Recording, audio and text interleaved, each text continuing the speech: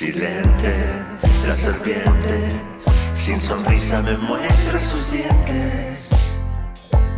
Tan preciso. Carca, primero que nada te quiero agradecer por estar acá con nosotros en esta entrevista para este ciclo de notas, entrevistas y un poco de todo para Rock en Ascenso en Vorterix Paraná. Así que, bueno, la verdad es que si bien tenés una carrera bastante extensa, digamos, de casi 30 años, quiero empezar yo de ascenso no sé, pero sé de permanencia. Así es el nombre del programa igual, ¿no? No, lo sé, te estoy haciendo un chiste, pero lo mío es la permanencia que hasta incluso a veces es más heroico que el ascenso, porque en el ascenso hay que saber qué hacer y el mundo tiene que estar preparado para ese ascenso, si no sos un ridículo. Eso es lo que pienso yo, digamos. Por eso no me interesa el éxito efímero y mucho menos la fama, que es la peor consecuencia de la popularidad malentendida. Sobre todo ahora que un famoso puede ser uno que qué sé yo, que degolla un burro en 9 de julio. Ese tipo es famoso en 5 segundos con las redes sociales y ese tipo de cosas. Lo digo al plano ridículo de entender que famoso es un gran hermano, a eso voy. Cuando existen tipos como Edelmiro Molinari, miembro de Almendra, al que le cuesta un montón salir a tocar. Entonces, bueno, qué sé yo, hay algo bastante raro ahí. En el ascenso. Digamos que para vos es más heroica más que permanecer, heroico, digamos. Sí, más que heroico es lo válido, es lo que a mí me valida el alma por dentro. Digo, cuando me voy a acostar, digo, bueno, wow, qué bueno. Mirá, me llamó Melero, me llamó, qué sé yo, tal, me llamó tal. Eso es el éxito. Que tengas un montón de grosos esperando que vos le hagas así una invitación para compartir tu música. Eso me parece, y me va a seguir pareciendo hasta el último día, un regalo de la permanencia en la vida esta. Son gestos muy fuertes, nada triviales, y no solo como para tenerlos en cuenta, sino como para disfrutarlos y engrandecerse con ellos. En la buena forma, asegurarte lo que otros dicen de vos.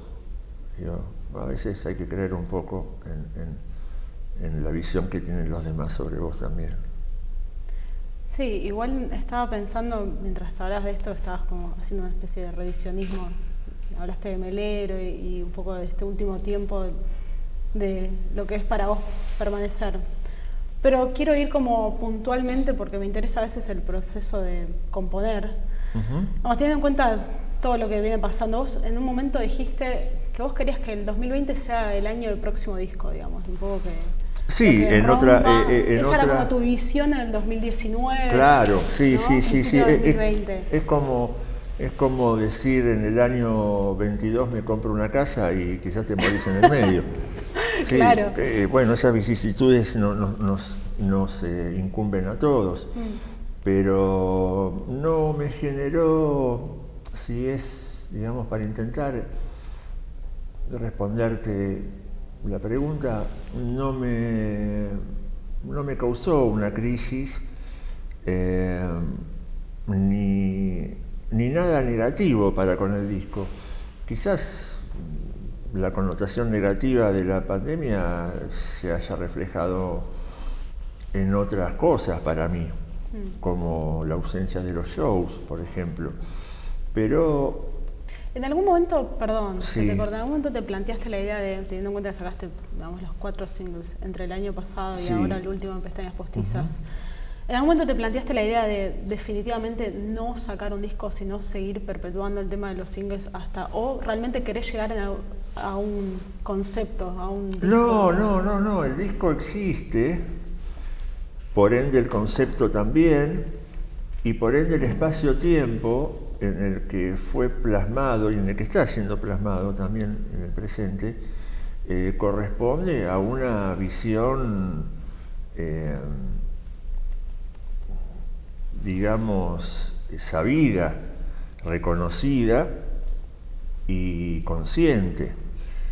No creo para nada que esta cosa de la aparición de singles cada 2 o 3 meses desvirtúe el resultado final a la hora de escuchar el álbum.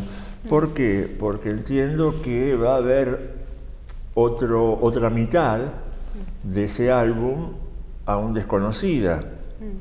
Eso lo hace válido que exista como álbum, y también pasa algo quizás como en Miss Universo. Imagínate si Miss Universo hubiese tenido la posibilidad de anticiparse al álbum con 3 o 4 canciones.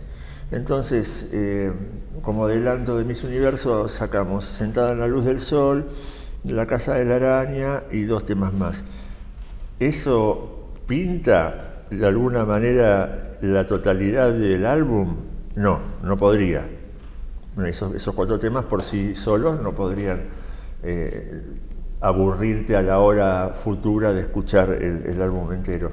Entonces, me regocijo en esa gracia de saber que no solo hay más, sino que hay mejor.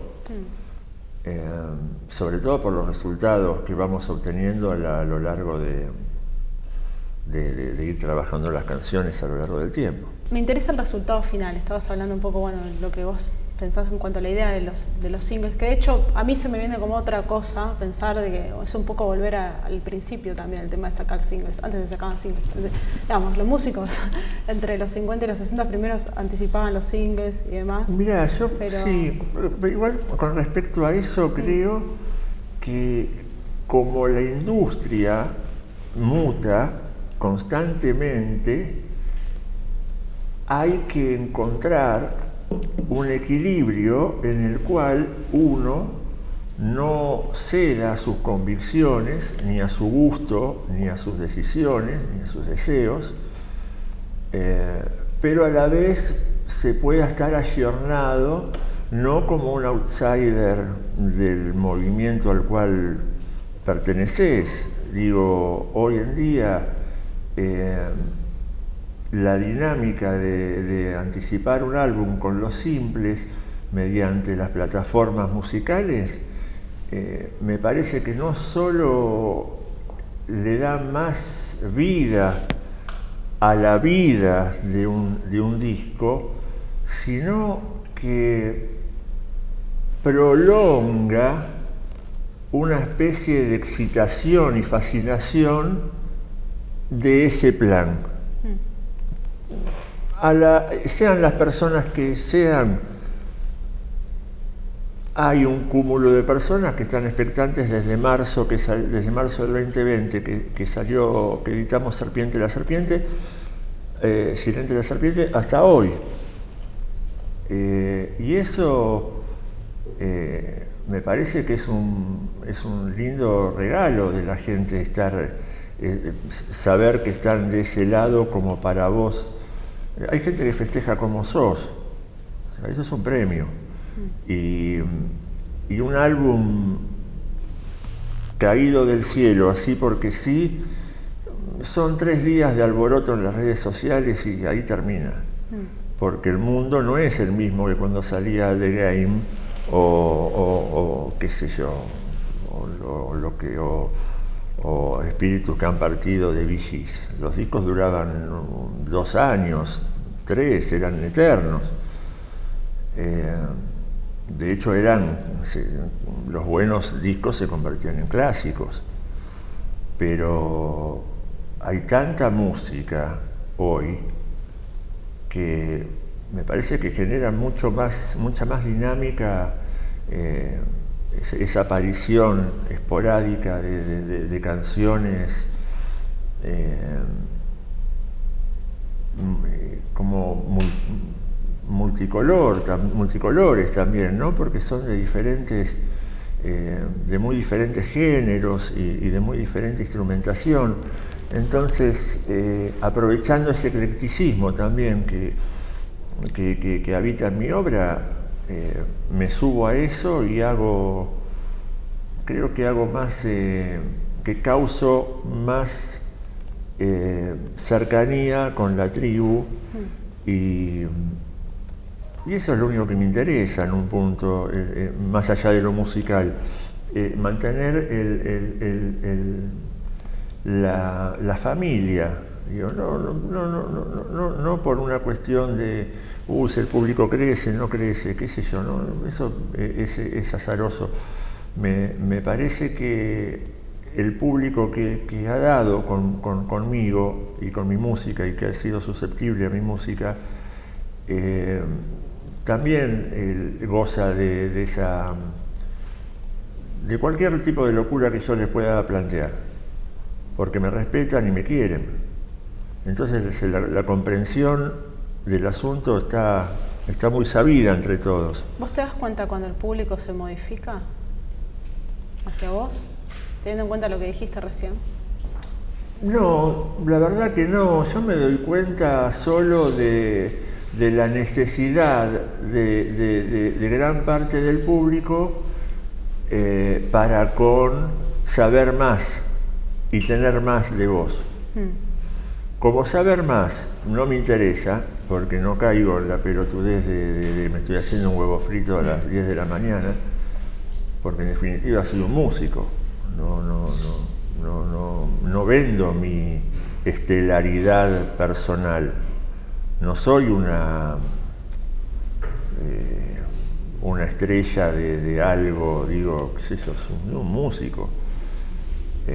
Por eso utilizo las redes para todo lo que tenga que ver con mi música. Si no, qué sé yo, lo veo ridículo. Pero sí entiendo que digo, me causa mucha empatía aquel Quijote que es fan de Carca.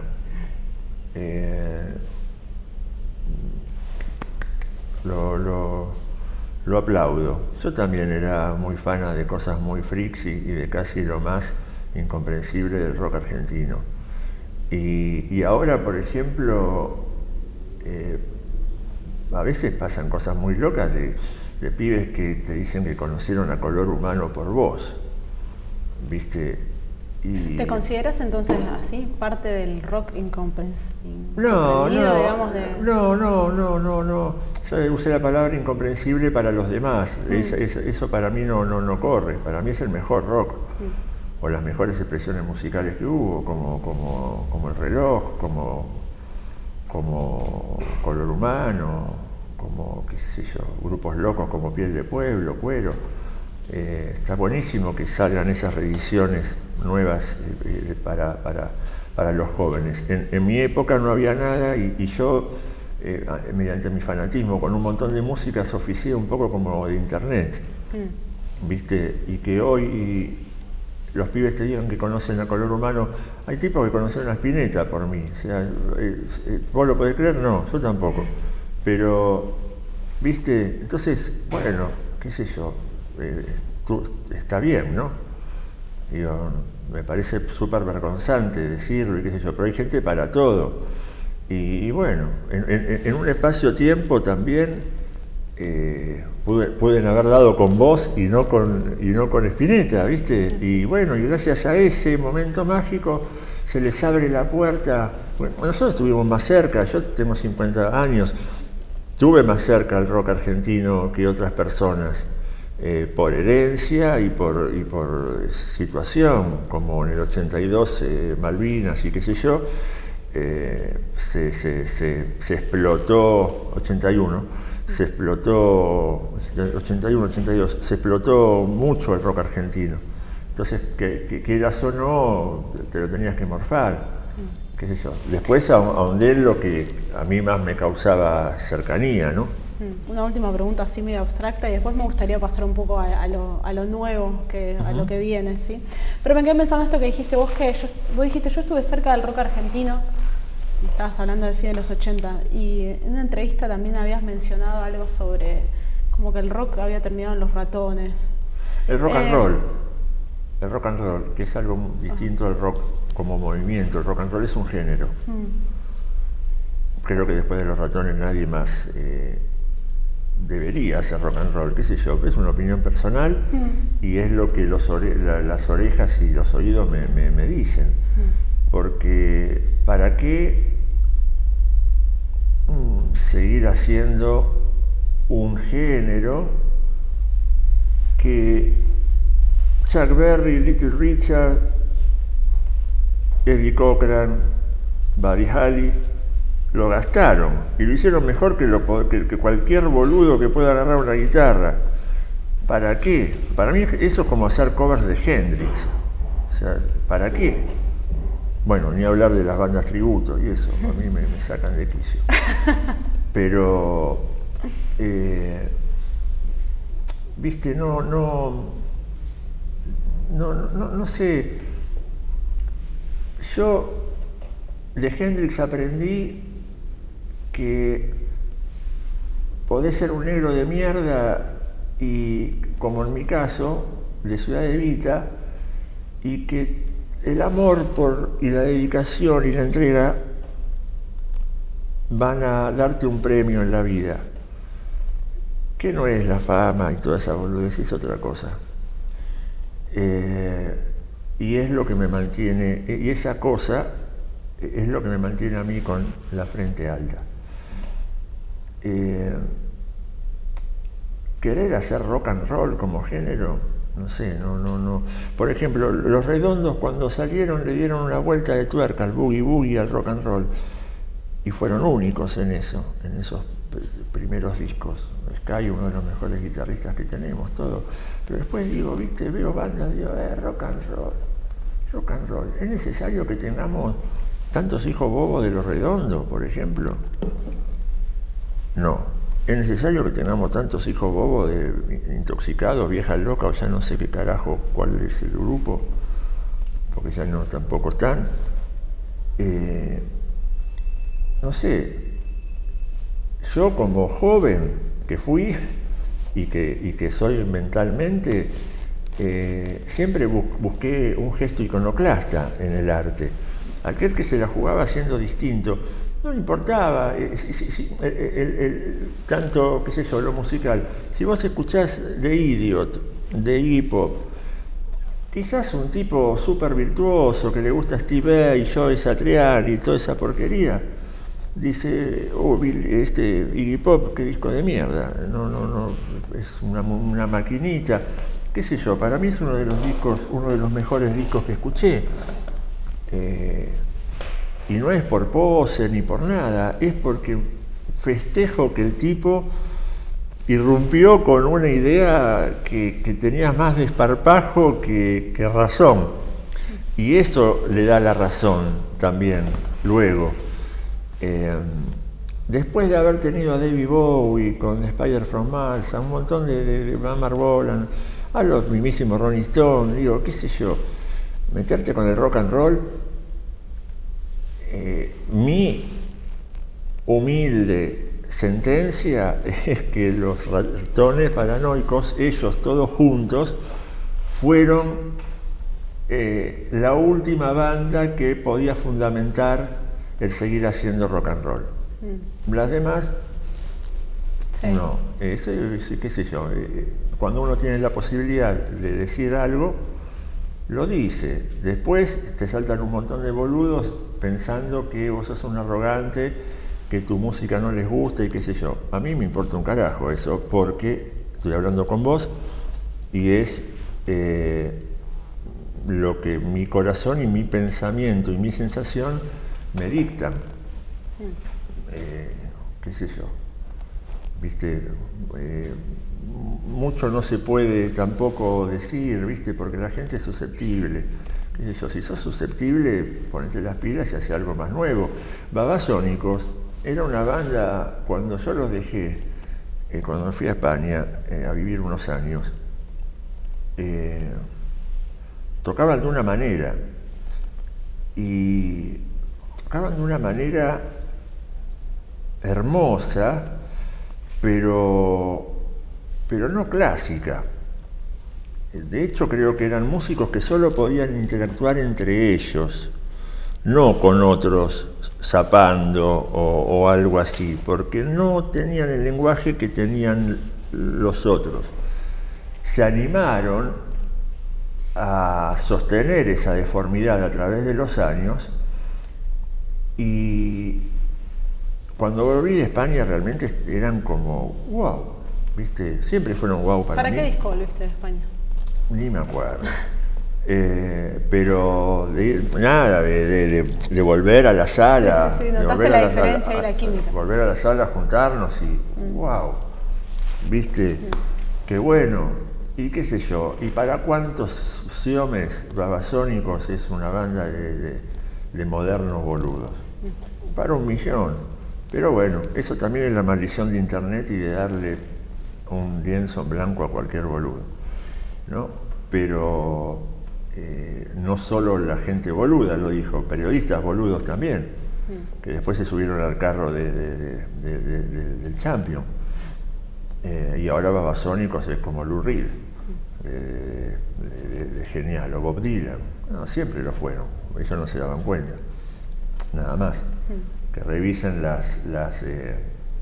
que revisen las notas de Clarín, donde solo el titular decía viejos, sucios y feos. Qué sé yo. Fernando García, bueno, por suerte después se dedicó a la curaduría al monitoraje de las artes plásticas. Pero tengo memoria para eso y no soy ningún boludo, y me di cuenta de cómo fue todo, y como me di cuenta de cómo es todo siempre, con respecto a lo que yo quiero hacer y como yo me quiero sentir, no, nada, qué sé yo, digo, te puedo decir eso como, te puedo sentenciar eso de mi pensamiento acerca que después de Los Ratones, que fueron la mejor banda de rock and roll de acá, qué sé yo, chicos, pónganse las pilas en algo, ¿viste? Nada más, como me las puse yo, qué sé yo, sí, te cagan a piedrazos, te cagan a botellazos de vez en cuando, pero estás contento con vos, ¿viste? Sí, en realidad también era un poco para tener como aproximarse a ver cuál era tu opinión respecto a eso, teniendo en cuenta cómo evoluciona la música y el rock y demás. ¿Con qué fundamento me cuelgo yo una guitarra eléctrica para hacer rock and roll después de Chuck Berry o de Sarco y Juanse? ¿Con qué fundamento? ¿Qué digo? ¿Que voy a hacer algo mejor? No sé, yo no lo hago. No, también te puede gustar, a ver, también puedes querer explorar. ¿Qué me podría gustar? No sé, musicalmente, digamos, teniendo en cuenta si tenés, depende nombrame de la edad. 3 bandas de rock and roll de hoy que hagan rock and roll que me deberían gustar. ¿No te gustan ni a vos? No, digo, al músico le puede llegar a gustar, digamos, por ahí la idea. Pero al violador le gusta violar. Qué sé yo no respeto eso. No, para nada. Está lleno de boludo. O sea, no. Hay que manejar el ego de alguna manera también, para que sea colectiva la experiencia, porque si no sos un boludo más haciendo rock and roll con Tres del Barrio haciendo así. A veces esa banda de mierda llegan a algo y tenés las consecuencias a la vista. Y sí. Bueno, quiero ir un poco más a lo tuyo, y teniendo en cuenta esto que te había mencionado por ahí en un principio de los temas que estuviste sacando este último año más, me interesa saber como en concreto, próximo disco, ¿ya tenés gran parte compuesta? ¿Tenés por grabar? Porque recién cuando llegaste me dijiste que habías estado esta semana grabando, pero que no tenía nada que ver con el próximo disco, entonces me interesa un poco ir por ese lado. Mirá, es un poco medio homérico el asunto, medio de la Ilíada, la Odisea y la Eneida, porque es una aventura increíble, muy difícil de sostener, épica y larga, como la triada de textos que te nombré anteriormente, que por suerte tuve la gracia de leer de muy pequeño. Gracias a mi madre que me fomentó el amor por la buena literatura. Bueno, se notan las letras también. Qué sé yo anhelo ser algo que no se haya, por lo menos intentar llegar a mostrarte una idea que sea original. Eso puede ser desde las palabras o desde los sonidos o de, qué sé yo, o el punto estético que sea. Pero la verdad es que este disco viene siendo grabado desde el año 2017-18. Creo que ahí hicimos las primeras sesiones. Tuvimos 3 días de estudio, nada más. En 3 días uno probamos sonido y nosotros los 2 grabamos. Y después, desavenencias de giras y esto y el otro, y el COVID. Entonces, perdón que te corte, ¿te aceleró eso? ¿La cuestión de estar encerrado? ¿El proceso ahí creativo? No, para nada, porque el primer año fue espantoso porque pensando que iba a ser más corto, postergábamos la unión en el estudio y qué sé yo. Después de varios meses, o del año, mejor dicho, ya nos dimos cuenta de cómo venía la mano, no de cómo iba a venir, sino de cómo estaba en ese momento, y que nosotros habíamos sido sometidos psicológicamente a una cosa de bueno, no se puede, así no se puede, hasta que decidimos que sí, que así se podía, y seguimos yendo adelante. Pero creo que Pestañas Postizas se termina en plena pandemia, incluso de cantar y qué sé yo, porque lo que habíamos metido eran las bases. Y qué sé yo, metido un citar en mi casa, cosas así. Pero nada, una vez sabido y reconocido el asunto, nada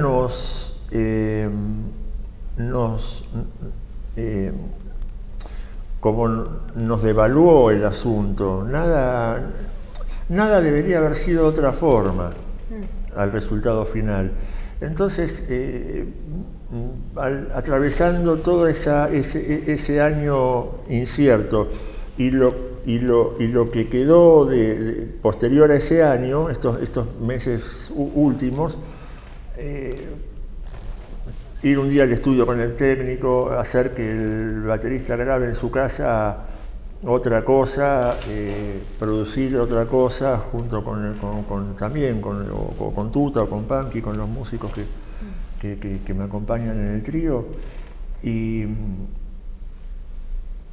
a la vez no sentir que nada me corre, porque, qué sé yo, Pestañas Postizas lo hicimos como 3 veces. Tenía otra letra, tenía otra cosa, era distinto, ¿viste? Y la parsimonia, sin ningún tipo de compromiso, más que responsabilidad, de saber que hasta que, qué sé yo, hasta que a vos no te parece que está bien, que no tiene que ver con que sea bueno, esté bien para el otro o lo que sea, que esté bien para mí y para los chicos, ya está. Entonces, ¿no te frustraba un poco la idea del tema del vivo? Porque para vos, para sacar un disco, me parece que hay como una cuestión medio importante y simbólica el hecho de poder tocarlo y presentarlo en vivo.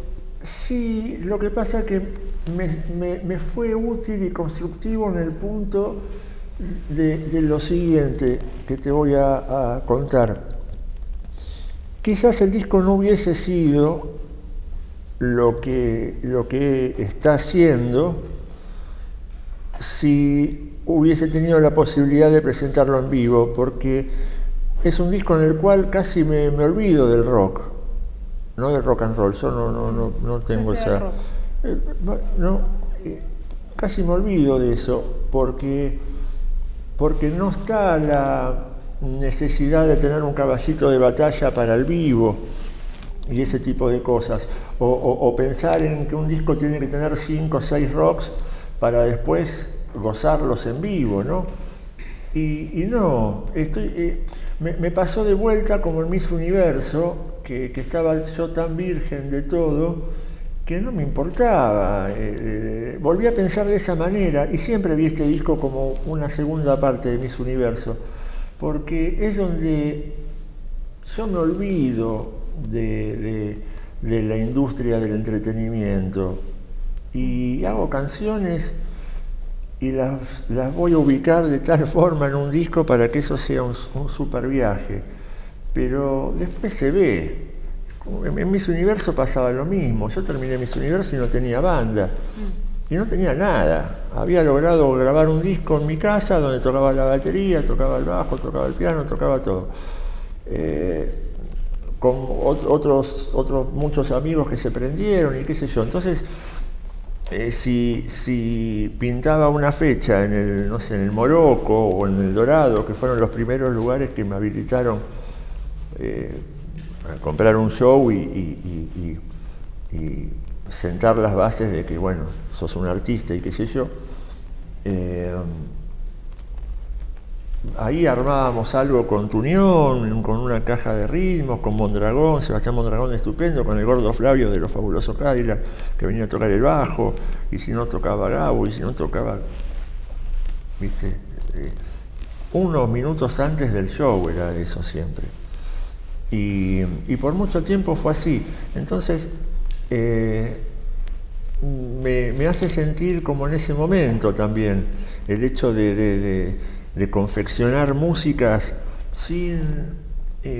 ¿sabes qué? Yo me volví más rockero, digamos, en mi música, cuando hubo que empezar a responder la demanda de los shows en vivo. Entonces ahí dije, bueno, me copa más hacer un disco de un formato, batería, bajo, guitarra, hago sonar estas tres cosas, listo. Eso fue 1.000.000 de años blues, eso fue Carca el disco Púrpura, y eso fue, bueno, ya Nena no, porque ya Nena es con 2 baterías y es una banda que es un quilombo de gente. Pero bueno, digo, hermoso olvidarme de que debería hacer shows en vivo en el futuro. Obvio, cuando los haga los voy a gozar de puta madre, pero, claro. Pero ahora no quiero, ahora es el disco, y el disco, como tampoco soy una banda ni un solista número 1 que ya sepa que tengo una gira a partir de ese disco, no hay nada de eso. Digamos que no te genera una cierta ansiedad el tema, digamos. No, me genera tranquilidad de no pensar en eso, y me agudiza los sentidos que quiero representar o que necesito representar en el álbum, en la música, va. Y sabes que recién mencionaste algo de un sitar, y puede ser también estuviste tocando el banjo, puede ser, o yo leí mal por algún lado, puede ser, o estuviste como tratando de meterte con otros instrumentos medio. Siempre, ¿no? porque yo no toco bien casi, o sea, no toco muy bien, o no sé muy bien qué estoy haciendo en ningún instrumento, pero tengo alguna facilidad. ¿Pero te gusta como meterte con algún sonido que no te hayas encontrado? Me gusta que cuando me llaman para algo, poder brindar un gran abanico de posibilidades y sobre todo cosas nuevas cada vez. Sí, qué sé yo, estudio hasta que me aburro. En realidad he estudiado sitar, he estudiado guitarra hawaiana, sé tocar el charango, la mandolina, el banjo y qué sé yo. Pero es el juego primero de estar vivo y poder hacerlo. Y segundo, que quizás si la guitarra sola fuese mi total vocabulario, ¿no? Si tocase como Salinas o qué sé yo, o como Oscar Alemán, digo, bueno, ok, me quedo acá. Pero en realidad voy picoteando un poquito para todos lados. Es como cuando no te casás, digamos, y tenés muchas novias no sé, algo así. Hay otros que encuentran el amor real en una mujer y se casa y es una pareja fabulosa, como Oscar Alemán y su guitarra. Yo soy igual de desganado para las dos cosas, o sea, no tengo un ímpetu de buscarme ni muchas novias, ni de aprender demasiado algún instrumento. Con un humilde, digamos, registro de lo que pasa, y yo no tener que quedar mal parado, ya está. Obvio que no voy a tocar el charango no le voy a tocar el charango a Jaime Torres, ni le voy a tocar, qué sé yo, a la mandolina, el número 1 de la mandolina. Soy una especie de sinvergüenza de la música, en todo caso. No, yo te lo preguntaba porque también estaba pensando si a vos te moviliza, por ejemplo, tocar determinados instrumentos teniendo en cuenta por ahí lo que estás escuchando en el momento. No sé, de repente estás escuchando mucho bluegrass y dices, bueno, ahora a ver, hago un tema y le pongo un banjo y voy por ese lado. Claro. Esa era mi pregunta. No, si escucho bluegrass, seguro me siento incapaz de tocar el banjo. Igual que si escucho al Ravi Shankar, quiero tirar mi sitar por el balcón. Igual que si escucho, qué sé yo, al Flaco o a Delmiro tocar la viola, no quiero tocar la viola nunca más. Y así. Pero ¿para qué sufrir tanto, no? Digo, pero puede ser motivacional también, ¿eh? Lo motivacional para mí es... los buenos me desmotivan. O sea, la gente brillante me desmotiva con su instrumento. Si tienen una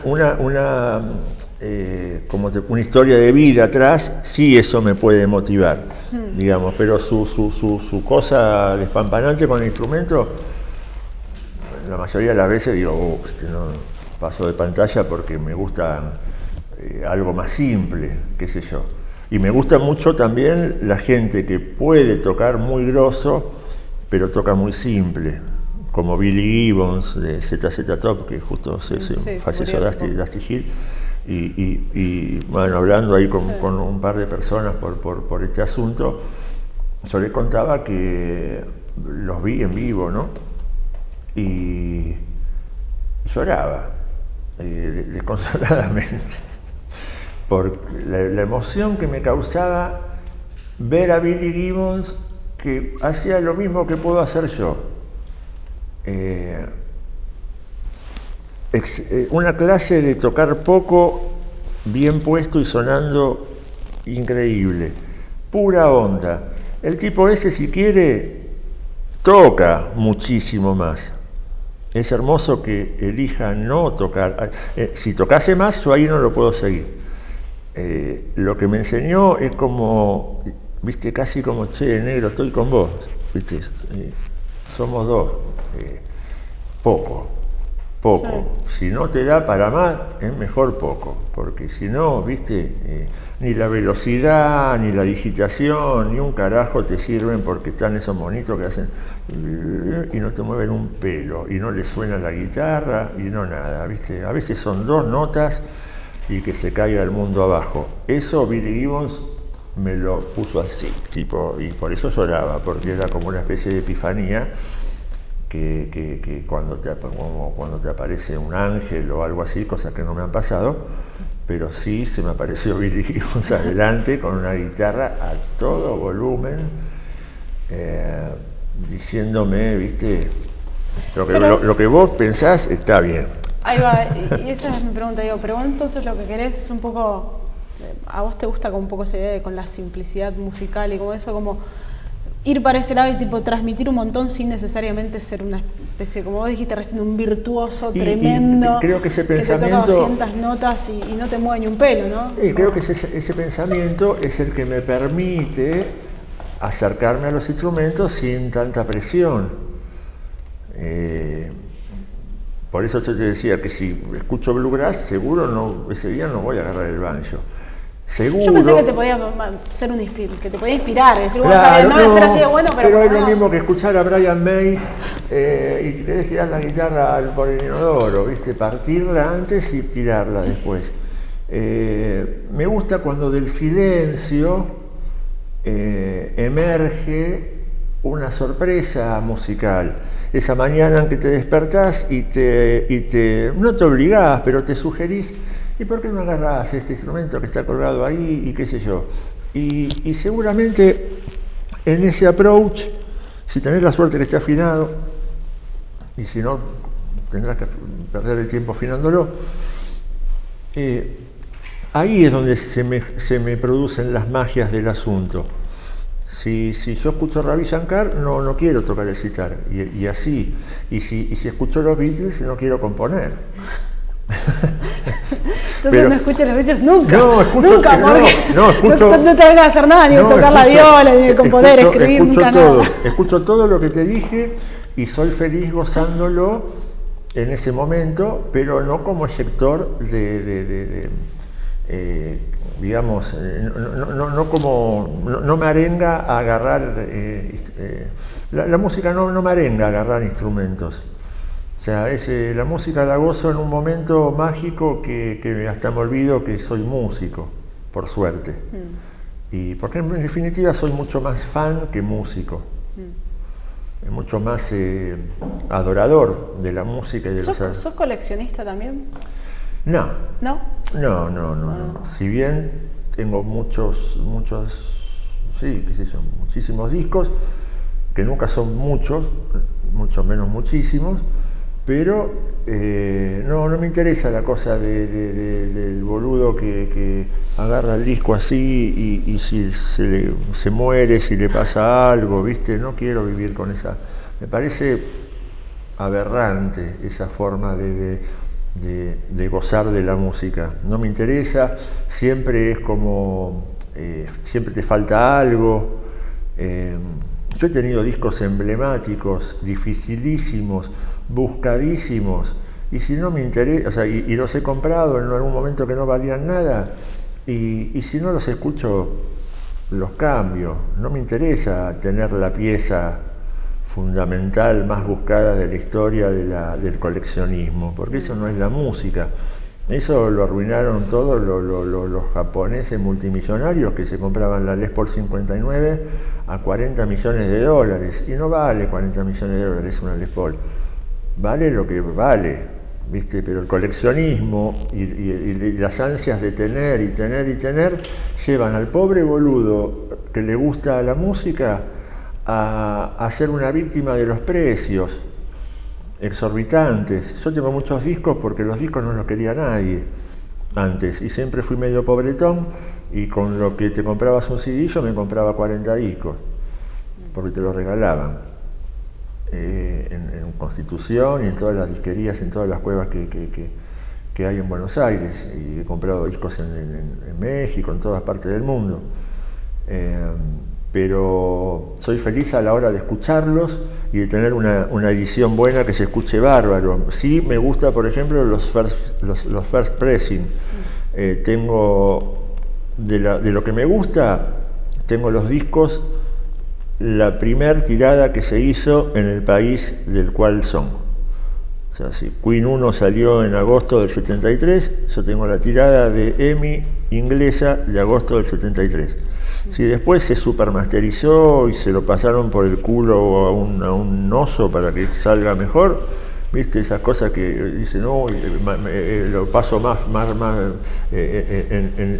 mastering en half velocity, qué sé yo. Sí, igual capaz que la palabra, digamos, te llevó a eso, pero estaba pensando también en la idea de como en realidad lo que te quería preguntar quizás era más sobre si a vos tenés como una predilección, digamos, si te interesa más un sonido, digamos, que viene más del vinil, del formato, estaba por ahí consultándote, como más, digamos, hago esto que vos decís, bueno, che, quiero tener esto porque me gusta más como suena, o sea, porque todo bien con Spotify y con un montón de plataformas, pero sí, si vos decís, che, a la hora quiero escuchar tal disco...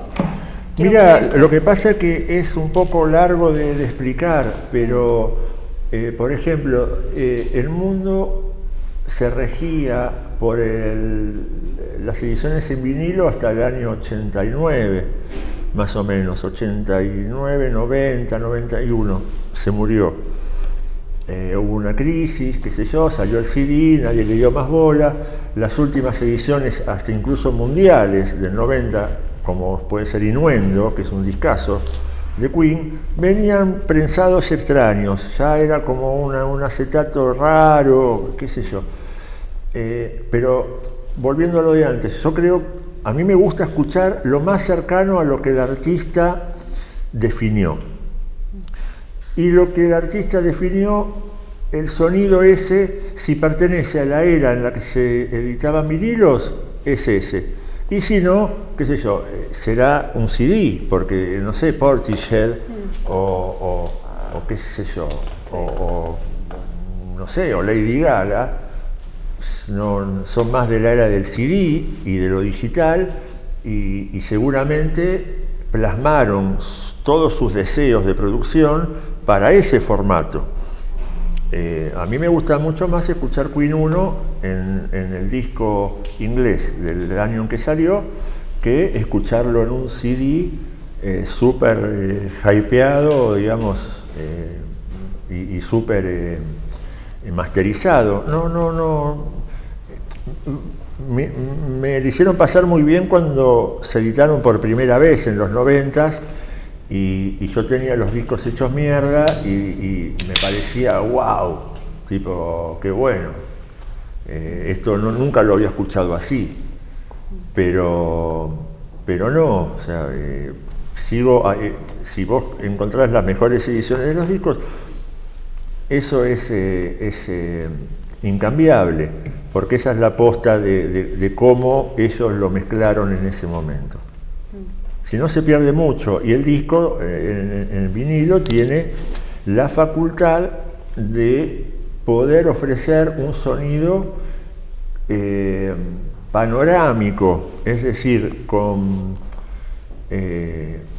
diferentes cercanías y lejanías, ¿no? Tiene como una perspectiva, que el CD al explotar al máximo la compresión, es un sonido donde todo suena muy claro, pero acá, recto. Y el vinilo es una fantasía de tener a la banda en tu casa. Todo esto, si vos tenés los vinilos de la época, porque salieron de la cinta original. O sea, si vos en un vinilo podés grabar cualquier cosa, o sea, los vinilos ahora salen de CDs. Entonces es solo para cubrir la necesidad de aquel que quiera tener el fetiche de ese disco en vinilo, pero el sonido es el mismo que un CD, entonces ¿para qué? Es mucho más conveniente un CD que no se desgasta con el tiempo, que no te va a ofrecer frituras ni nada, pero hay que ahondar en eso y hay que saber, y si no, si están sacados de una fuente digital, como pueden ser los de Papos Blues que se editaron, tiene que haber gente muy grosa trabajando para que esa fuente se convierta en lo que el vinilo tiene como mejor para ofrecer, que es esa perspectiva de audio. Bueno, me respondiste. No, y mira, te quería preguntar un par de cosas más antes de cerrar la nota. Y un poco que teniendo en cuenta entre el último disco fue, digamos, Carcá Registrada, y las cosas que hiciste como en el medio, que también trabajaste con los chicos de Poseidótica, hiciste la Rebelión Zombie, hicieron unas sí, covers, claro. ahí estaba pensando un poco en lo que me habías dicho al principio, digamos, sobre los covers y demás. ¿Te ves sacando otro disco así, sacando otro disco con covers? ¿Te gustó la experiencia? ¿O te gustaría fusionarte con otra banda completa, diferente, entregarte y hacer temas nuevos, por ejemplo? No, eso no. Pero lo que pasa es que con los Poseidótica es un caso especial. Yo no creo que ningún otro artista me pueda, digamos, convencer de semejante locura. ¿Fue una locura para vos? Sí, por eso me gustó y por eso lo volvería a hacer con ellos. Pero es muy delicado el asunto porque, bueno, ellos son una banda que a mí que yo admiro y me gustan muchísimo. Los quiero, digamos, como personas. Entonces, solo así se puede dar una situación así. No lo veo tampoco como, qué sé yo, como lo que te decía antes de una banda tributo. Una banda tributo es una banda tributo, qué sé yo. No pensaba en una banda tributo porque vos bien me dijiste anteriormente que eso no lo harías. Pero no. En realidad la pregunta pasa por dos lugares. Si te entregarías a hacer temas nuevos con otra banda, es decir, vos, ahí va, dijiste que no. No.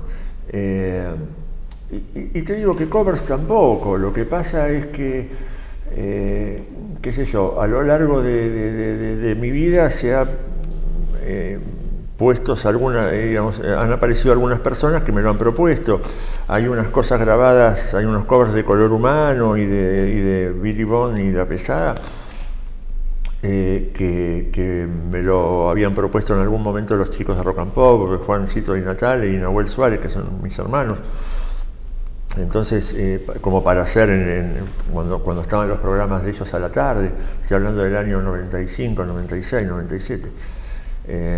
Y ahí hice, a pedido de ellos, también en un momento estuvieron en Rock and Pop las 5.000 horas de Tuki al aire, solidarias para los chicos, creo que era el Día del Niño, y nosotros llevamos juguetes y tocamos también, y tocamos covers de Papos Blues, creo, y otras cosas, pero siempre y cuando la situación sea, algo sin ningún tipo de pretensión y más lúdico que otra cosa.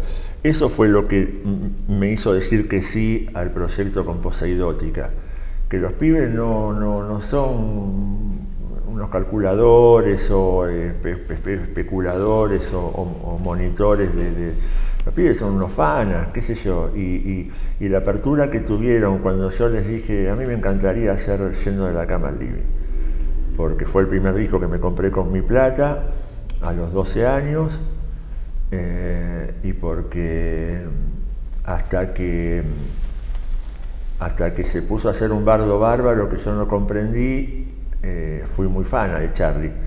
Sigo siendo fana ahora, pero le perdí el rastro musical a partir de, qué sé yo, de no entenderlo yo, no de algo que él haya hecho mal, al contrario. Con el Flaco me pasa lo mismo, hay discos que recién ahora que tengo la edad de él cuando hacía esos discos. Es obvio que directamente siempre vas a empatizar con Artaud y con Pescado y con Almendra y qué sé yo. Pero bueno, ahora estoy cayendo en discos que antes capaz me eran más difíciles y comprendiéndolos, comprendiéndolos porque no hay nada que comprender, gozándolos más. ¿Qué sé yo? Yo al Flaco lo dejé un poco en Los Socios del Desierto, ponele, o algo así, pero también es porque yo también me puse a hacer mucha música y ya no quería escuchar lo que hacían los grandes, porque ya los grandes eran grandes y yo tenía que ir por otro lado. Estoy años luz de su talento y de su carisma y de su genialidad. Entonces a veces también cuando empezás a hacer música vos, tenés que desengancharte, porque si no son imágenes muy, muy fuertes. ¿Cómo zafás? Y después cuando ves algo que es medio Flaco o medio Charlie, decís qué cagada, porque nada puede ser, o sea, ya está. Spinetta y Charlie cubrieron el 100% de su ser, digamos, de su contenido. No tiene gracia hacer algo medio Flaco, porque eso me daría mucha vergüenza, qué sé yo. Bueno, pero entonces digamos que para vos fue una experiencia lúdica, algo así. Sí, lo más maravilloso que puede tener la música, el porque sí, ¿no? El porque sí, que es algo que fundamenta casi toda mi carrera. Bueno, y hablando de eso, del porque sí, ¿y ahora qué es lo que cuando dijiste recién que estabas grabando, venías de grabar algo esta semana, que aparentemente tenés fechas afuera, ¿cómo cierra el 2021, 2022? No sé, no sé qué va a pasar. No sabes qué va a pasar acá un mes. Claro, pero te puedo decir que obviamente Babasónicos prepara un disco, que eso Adrián es la persona con la cual deberán hablar en su momento, y Después terminamos un capítulo muy lindo con los espíritus de una sección alternativa a sus discos que tienen, que se llama Sancocho, y que ya creo que este es el volumen, no sé si 7 o 6, o estoy diciendo una boludez, pero digo, ya editaron anteriormente bastantes otros episodios con Melingo y con diferentes artistas. Y para este me lo propusieron a mí, obviamente dije que sí, la banda me encanta, no los conocía mucho, y ahondé en ellos, y la verdad que son bárbaros en lo que hacen, y es muy refrescante también, pese al estilo, es muy refrescante cómo lo hacen. Digamos, estás laburando con los espíritus para el próximo disco, digamos. No, nos juntamos a trabajar para esto, para la edición de un material alternativo que se llama Sancocho, que es como una especie de EP, de 4 o 5 canciones, en las cuales trabajamos, no me acuerdo si en 2 o en 3.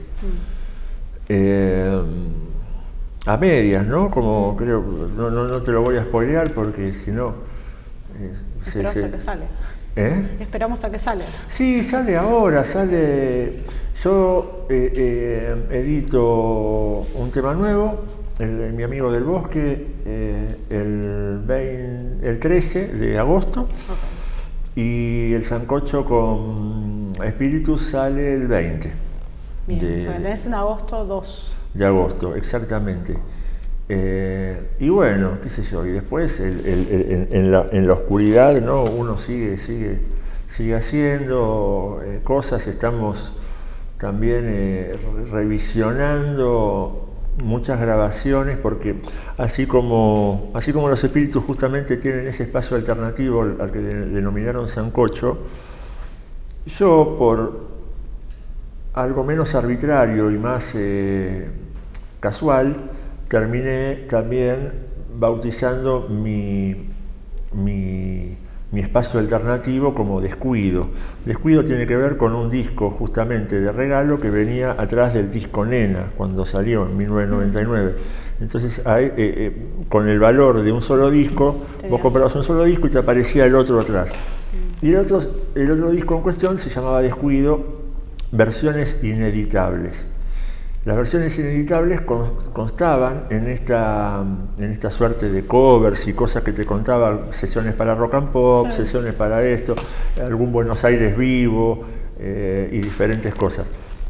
Resulta que eso, que en algún momento fue un plus, del cual yo renegué bastante, porque todo era una colección de pifies y descontrol en vivo, muy a mi sorpresa, después eso terminó siendo muy festejado por el público, y como que siempre quieren estar atrás de conocer la cocina del asunto. Y tuve la suerte ahora de que en menos de 2 meses me han llegado performances mías de diferentes épocas muy buenas, en donde hay canciones con Andresito Calamaro, con Edelmiro Molinari, mucho hay también, con diferentes formaciones mías, y bueno, entonces ahora también estamos revisionando eso para que se venga el Descuido 2, pero ya no como plus de algún disco, sino... Te iba a preguntar eso, como plus de un disco no. No porque no voy a ser tan boludo 2 veces, lo quiero negociar mejor, pero sí, se viene y se va a venir en forma individual, digamos, como quizás un disco de rarezas, o bueno, qué sé yo, por ahora es simplemente el Descuido volumen 2. Y con respecto a fechas, ¿dijiste algo de México, puede ser? Cuando estábamos hablando. No, en México tenemos con Babas, y seguramente yo también me colaré. ¿Metés alguna fecha? ¿Aprovechás y metés alguna fecha sola? Bueno, lo que pasó la última vez fue que, de hecho, tenía una fecha entre las 2 fechas de Babas, tenía una fecha como solista. Y bueno, se vino el mundo abajo. Pero sí, siempre tratando, digamos, que no sea una quemazón, no. Si es el único día libre que tenemos en el medio de una gira, prefiero descansar. Pero bueno, si hay 2 días, uno lo utilizamos para un show del solista. ¿Y cuándo sería esto, si tenés algo? Noviembre, no sé, viste, 8 de noviembre, una cosa así, salimos, creo. Pero bueno, viste, está todo supeditado también al gran monstruo este del COVID, porque también en México han abierto y han cerrado. Y varias ciudades aledañas a Monterrey, como Guadalajara, y qué sé yo, volvieron a cerrar. Entonces vos también ahí tenés que tener el cuidado y tenés que tener la posibilidad nunca es buen número ir a México por un solo show. A ningún lado, a ningún lugar del mundo para un solo show, porque es una banda que mueve mucha parafernalia y mucha gente, pero sí, por ahora hay 2 o 3 shows confirmados. Ojalá sean más y ojalá sean. Los planes son esos. Pero sobre todo porque, bueno, se trata de un festival que no se hizo y se reprogramó en marzo del 2020. Bueno, muchas gracias. A ustedes. Un placer, gracias por estar acá.